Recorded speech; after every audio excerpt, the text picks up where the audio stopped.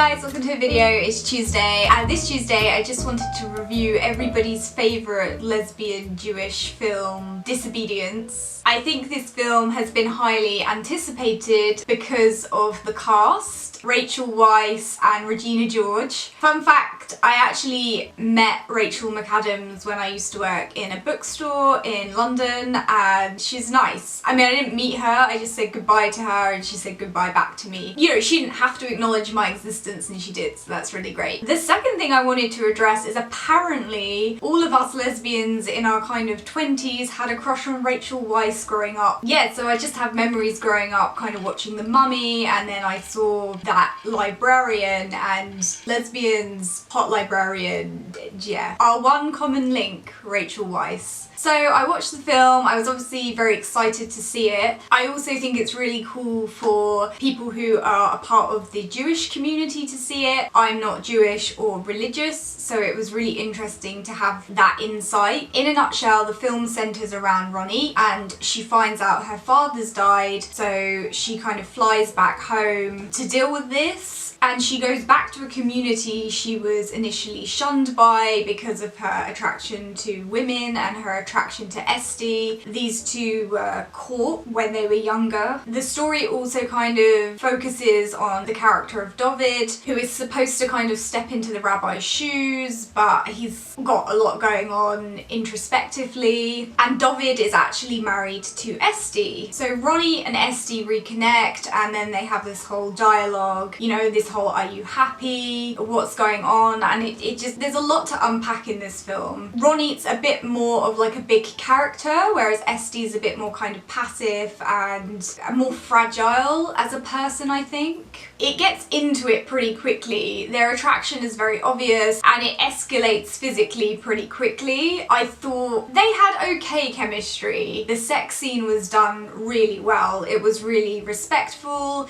it wasn't very male gazy, and it was kind of relatable, to be honest, in my opinion. I did see a post with someone raging about how lesbians don't spit in each other's mouth, and newsflash, it happens. Yes, it does happen. Also, why wouldn't you want Rachel Weisz to spit in your mouth? I mean, I'm just saying what we're all thinking. You're welcome. Overall, I liked it. I wasn't totally in love with it. I'm just gonna be honest, I wasn't totally in love with it, but it did really hit home. I don't know about anybody else's experiences growing up as gay or lesbian or queer. I feel like a lot of gay people grow up isolated and they do their best to fit in with the community around them, and the character of Esty is really relatable. So this is a big spoiler. In the end, Ronnie decides to head back to New York, but she does offer for Esty to come with her. However, Esty has fallen pregnant, so it's sort of left open-ended,